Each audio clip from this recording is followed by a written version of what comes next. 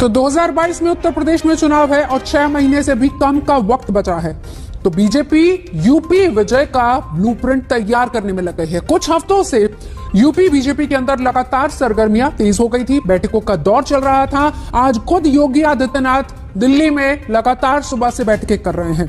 कह सकते हैं कि बीजेपी ने यूपी का प्लान तकरीबन तय कर दिया।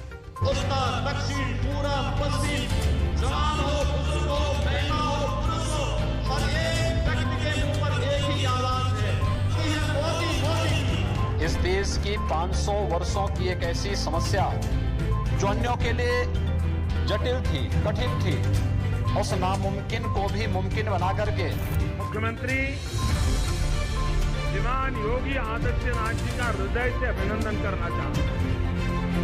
बहुत उत्तम तरीके से उत्तर प्रदेश को आगे बढ़ा रहे हैं। वो योगी जिनकी मोदी दिल खोलकर तारीफ करते रहे, सभी दिशाओं में विकास के मार्ग पर आगे बढ़ रहे हैं।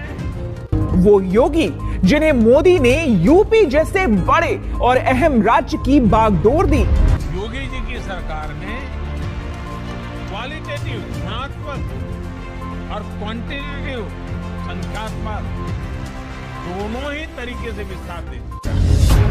वो योगी जो बीजेपी में हिंदुत्व के सबसे बड़े चेहरा रहे। मैं देख रहा था जो लोग मौजूद थे अभिवादन में एक ही बात कह रहे थे और वह कह रहे थे जय श्री राम का।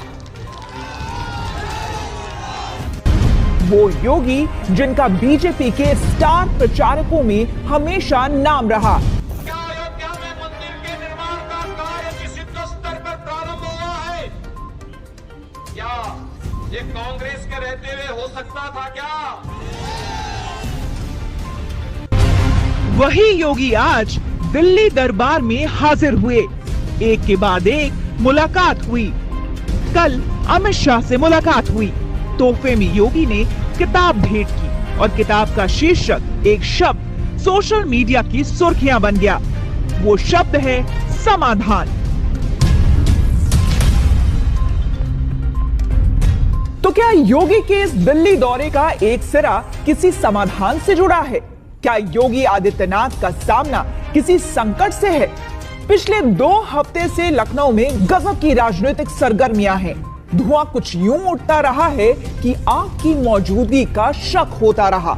मसलन बीजेपी के संगठन मंत्री बीएल संतोष की लगातार लखनऊ में मौजूदगी, बीएल संतोष की विधायकों और मंत्रियों से लगातार बैठक, बीजेपी के यूपी प्रभारी राधा मोहन सिंह की राज्यपाल आनंदीबेन से मुलाकात, राधा मोहन सिंह की विधानसभा अध्यक्ष हृदय नारायण दीक्षित से मुलाकात और बुधवार 9 जून को लखनऊ में सीएम आवास पर मैराथन बैठक, जिसमें शामिल होने के लिए संगठन महामंत्री सुनील बंसल हेलीकॉप्टर से लखनऊ पहुंचे।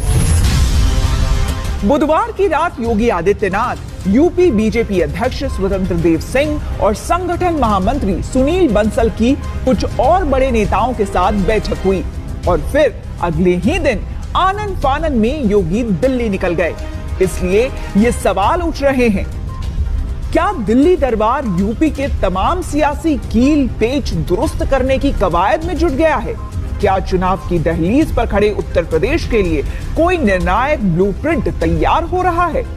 क्या बीजेपी कोरोना की दूसरी लहर के सियासी नुकसान की चिंता में कुछ बड़े कदम उठाने की तैयारी में है? क्या चुनाव के इतने करीब आकर योगी मंत्रिमंडल में विस्तार का दांव चलने पर विचार हो रहा है? क्या जितिन प्रसाद के बीजेपी में आने से होने वाले जातिगत असर पर बड़ा मंथन हो रहा है?